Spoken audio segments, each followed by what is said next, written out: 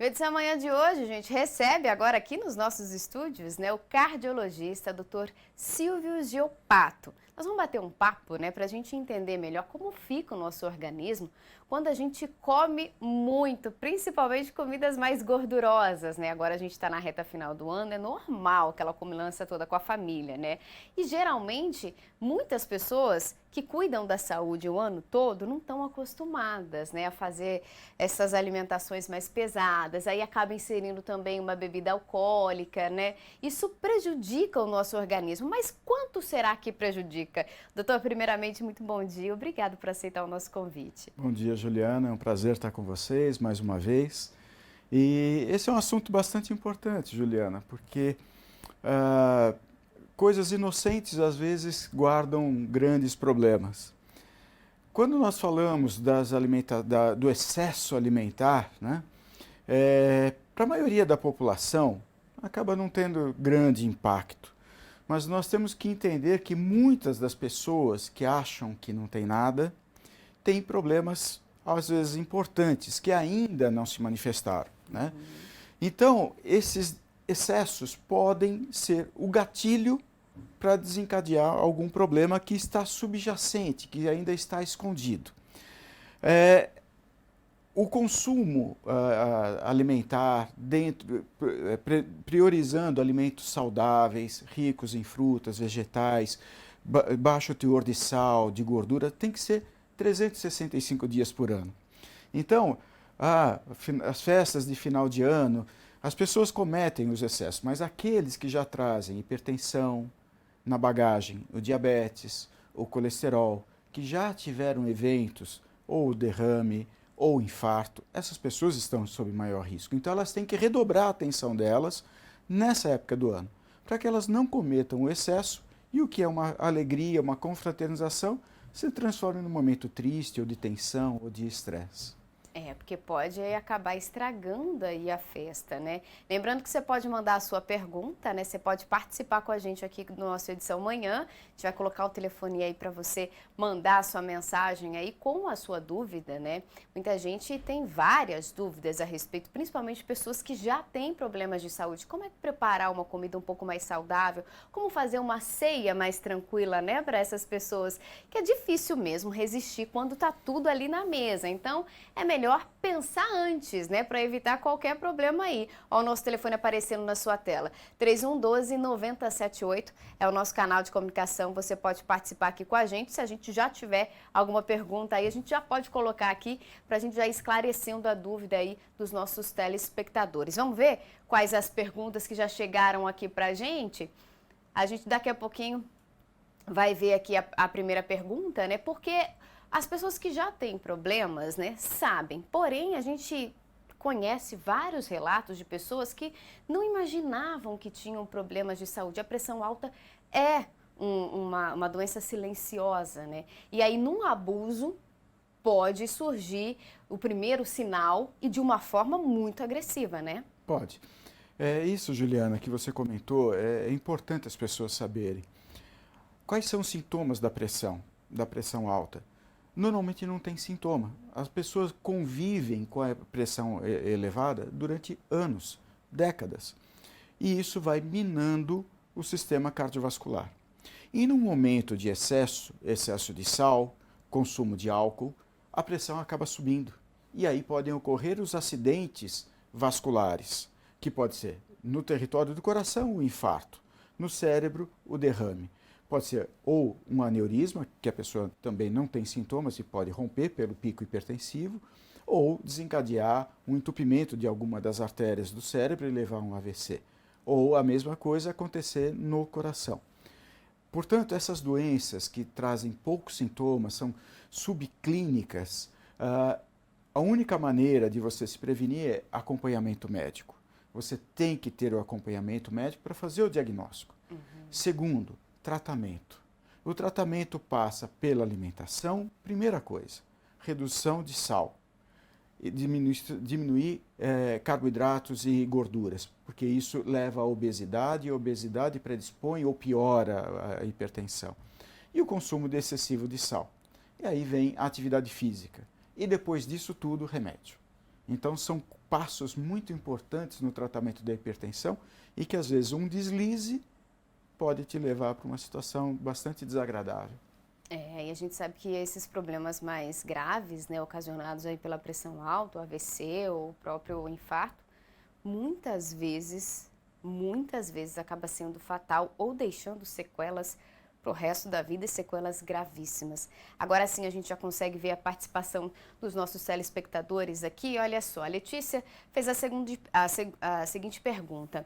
O excesso de alimentos gordurosos é prejudicial para todas as pessoas ou tem um grupo que corre mais risco, né, ao ingerir esse tipo de alimento? É mais ou menos aquilo que a gente disse, né? As pessoas que já têm algum tipo de problema, claro, essas já sabem que tem que evitar mesmo, né? Exato.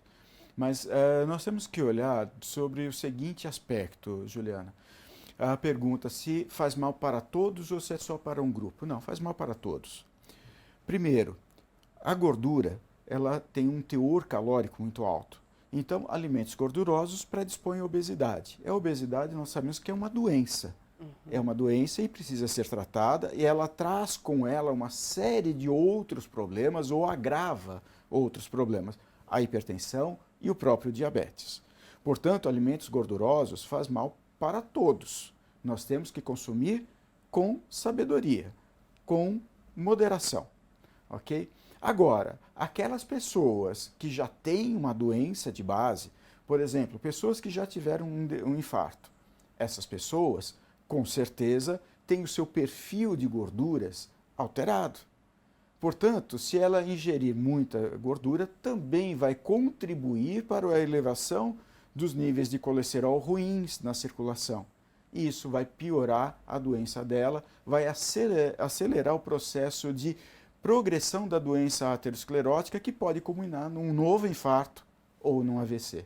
Portanto, faz mal para todos, sim. Alguns têm que ter mais cuidados, mas todos têm que se cuidar. Vamos para a próxima pergunta dos nossos telespectadores. A gente tem mais alguma aí para a gente mostrar? Temos, olha só, a Patrícia de Vinhedo pergunta o seguinte: o que devo restringir a minha alimentação para evitar essas complicações? A gente sabe que no cardápio, né, das festas aí de fim de ano, a gente tem várias carnes, né? Aves, que na sua maioria é considerada mais saudável, porém essas específicas nem tanto, né? Mas dá ali talvez para incrementar um pouquinho um frango, por exemplo, trocar por um peru, né? Ou não, os dois têm o mesmo teor de gordura, como é que funciona? Não, as carnes brancas, elas têm um teor de gordura bastante baixo, comparado com as carnes vermelhas, com muita gordura entremeada nas fibras musculares. A carne branca ela tem pouca gordura entremeada entre as fibras. Por isso que ela é uma carne mais saudável do que a carne vermelha, principalmente as carnes vermelhas. Quanto mais gordura, mais saborosa e mais macia. Nós sabemos disso, infelizmente, mas temos que limitar esse consumo. Então, respondendo a Patrícia, o que ela deve restringir? Eu acho que, Patrícia, mais do que restringir, você tem que valorizar o que faz bem. Então você tem que enriquecer a sua alimentação com vegetais, com frutas, controle dos carboidratos. O que é o carboidrato? É tudo que tem amido. Arroz, feijão, massas, pão, açúcar, mel, tudo isso é carboidrato. Nós temos que, depois da vida adulta, quem não pratica esporte, o consumo energético é muito baixo. Então nós temos que restringir também um pouco os carboidratos. E as gorduras também, porque elas têm um poder calórico muito maior, mais de 2 vezes mais do que os carboidratos. O que a gente pode restringir? Diminuir o consumo de carnes vermelhas, principalmente aquelas com muita gordura, tirar a gordura antes do preparo, dar preferência para aves e peixes. No final de semana, você vai ter um churrasco, vai ter uma feijoada, não tem problema. Você pode ir, você deve confraternizar. Isso faz parte da vida do ser humano. Então nós precisamos sim confraternizar. Não pode ser churrasco toda semana ou toda quinta, feijoada toda quarta e todo sábado. Aí não é complicado. Aí não há coração que aguente. E nesses dias que você vai para um churrasco, coloque os vegetais juntos e evite muito sal. porque para quem é hipertenso isso pode representar um pico hipertensivo. E como a gente já disse aqui, nem todo mundo que é hipertenso sabe que é hipertenso. Só vai saber se você fizer ali os exames, né, preventivos durante o ano, que é o recomendado também, né? Agora, além dessa combinância toda, a gente tem também a mistura do álcool, né? Muitas pessoas que não bebem, mas acabam brindando, fazendo um brinde aqui, o outro ali. Isso também pode prejudicar o coração seriamente? Juliana, o álcool, o consumo crônico do álcool, nós sabemos os malefícios dele, tanto para o fígado, para o pâncreas, como para o coração, ok? O consumo agudo, que é esse? É a pessoa que não consome habitualmente e que faz uma ingesta excessiva de álcool. Pode trazer problemas, sim. Pode desencadear pico de hipertensão, pode desencadear arritmias cardíacas. E um tipo de arritmia cardíaca que pode degenerar para uma arritmia maligna, levando até a morte. Portanto, devemos sim consumir álcool com moderação, porque o consumo agudo pode trazer complicações. O problema é principalmente quando os jovens misturam com bebidas energéticas. Isso é um problema muito grave, é um problema de saúde pública, porque os jovens misturam o álcool com os energéticos, que é rico em cafeína. A cafeína em excesso pode desencadear arritmias e a combinação dessas duas coisas, e às vezes mais coisas, podem desencadear arritmias fatais. Então, os jovens têm relatos, surgem ao redor do mundo todo, relacionando, ligando, fazendo correlação entre o consumo de álcool e energéticos com morte súbita em jovens. Portanto, os jovens têm sim que se preocupar. Nessa combinação, ela é explosiva e pode desencadear problemas sérios. E muitos, infelizmente, entraram numa modinha aí, às vezes nem mistura com álcool, mas só o consumo excessivo aí de energético faz um mal danado, né? A gente sabe aí de vários problemas que podem ocasionar. A gente tem mais participação dos nossos telespectadores? Vamos ver qual é a próxima dúvida que a gente tem aqui? O Gabriel pergunta o seguinte: Dr. Silvio, gostaria de saber se os frios, né, os queijos, salames, azeitonas e palmitos desidratados ali fazem mal à saúde.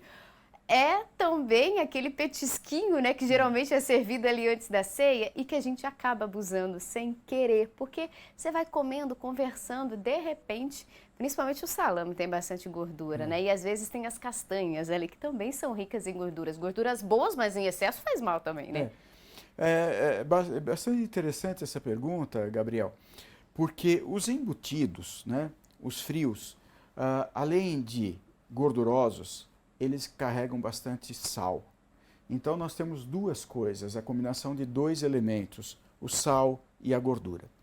Evidentemente, de novo, estamos falando de uma confraternização, você está proibido? Não está proibido, né? Nós não estamos aqui para proibir as pessoas de confraternizarem, de serem felizes. Mas tudo tem que ter equilíbrio, tudo tem que ter moderação, tem que ter sabedoria.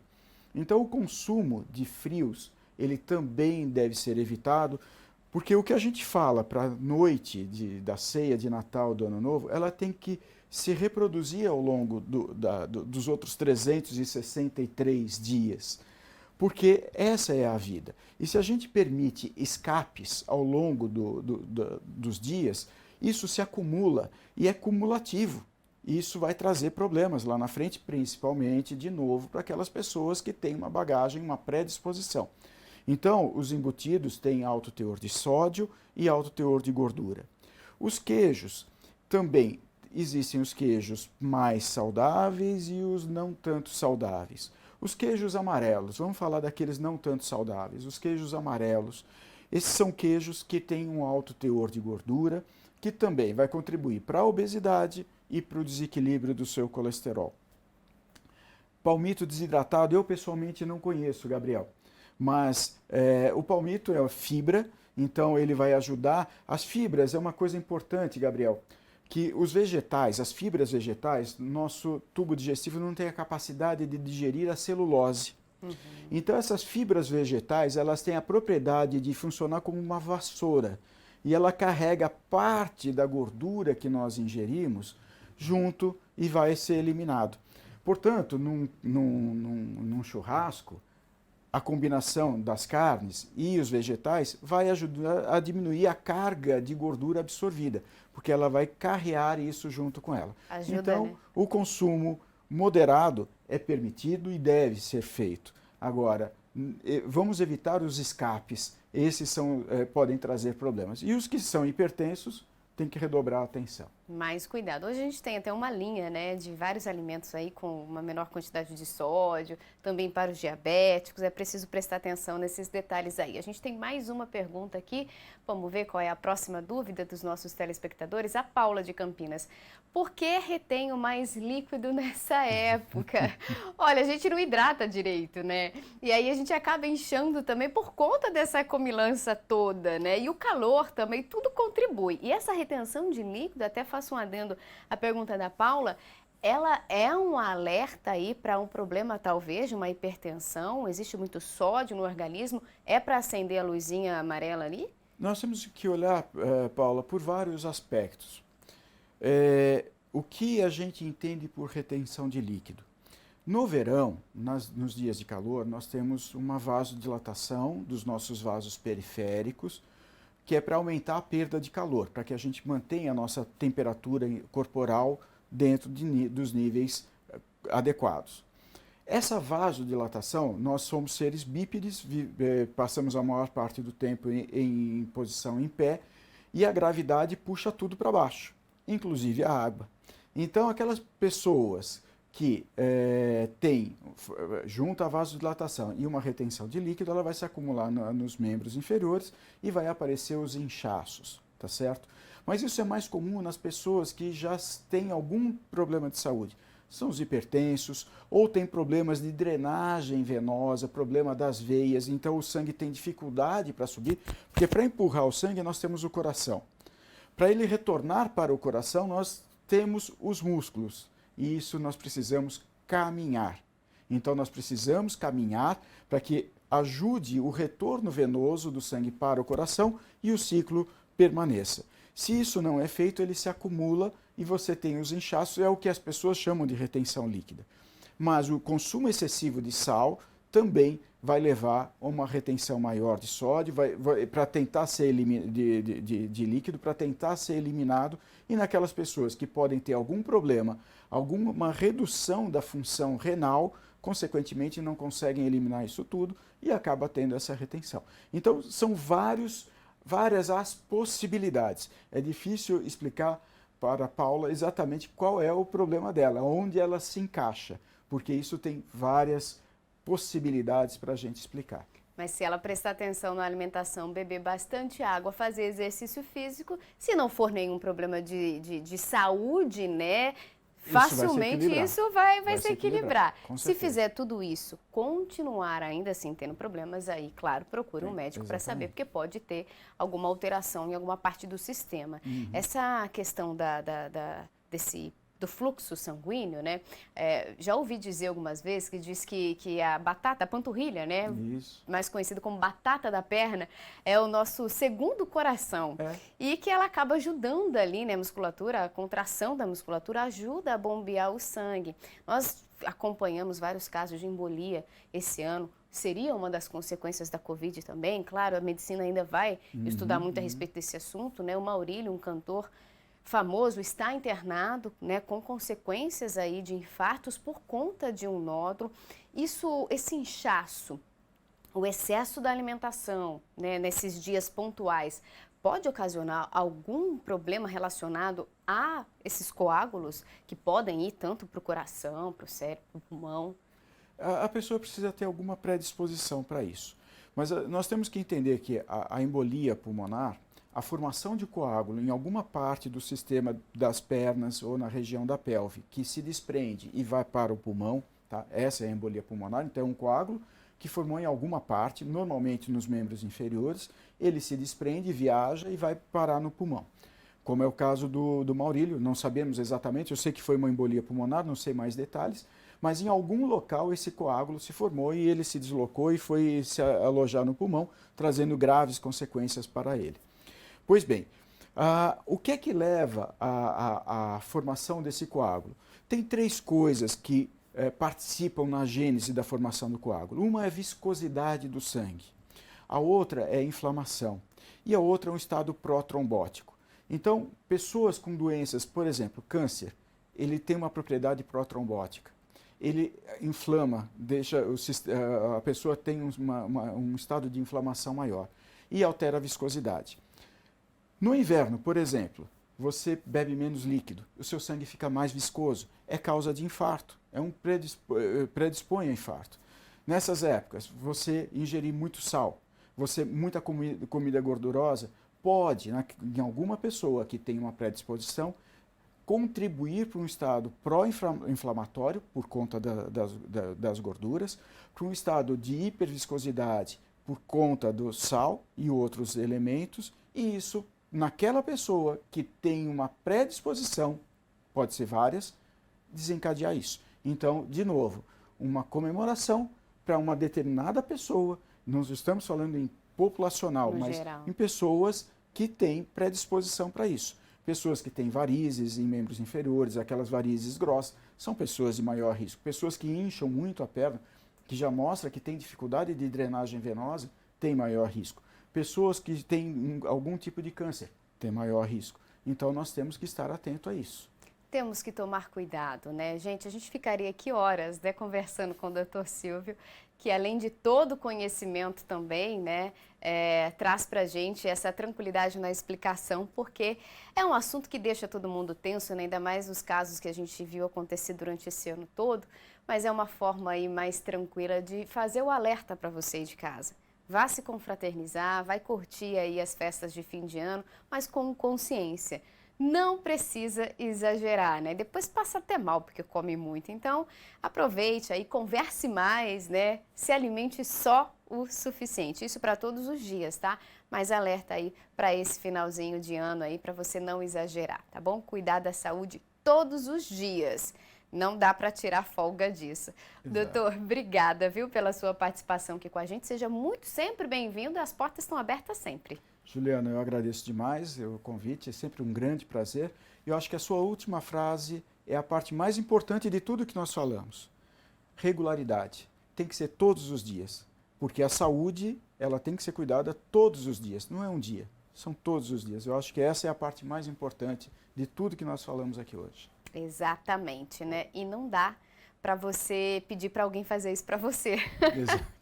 A gente não tem como terceirizar isso, né? É a gente que tem que cuidar da nossa saúde.